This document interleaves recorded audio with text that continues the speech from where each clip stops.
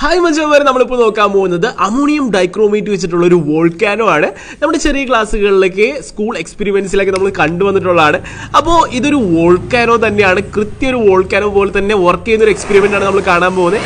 അപ്പോൾ നമ്മളുടെ വോൾക്കാനോയ്ക്ക് നമ്മളൊരു ഇനിഷ്യൽ തീ കൊടുത്ത് വിട്ടു. ഇനി കാണാൻ മച്ചാന്മാരെ വോൾക്കാനോ എങ്ങനെയാണ് വർക്ക് ചെയ്യുന്നതെന്ന്. അപ്പോൾ ഈ കത്തി വരുന്നുണ്ട് നമ്മുടെ വോൾക്കാനോ. ഇനിയാണ് കാഴ്ച കാണാൻ പോകുന്നത് മച്ചാന്മാരെ.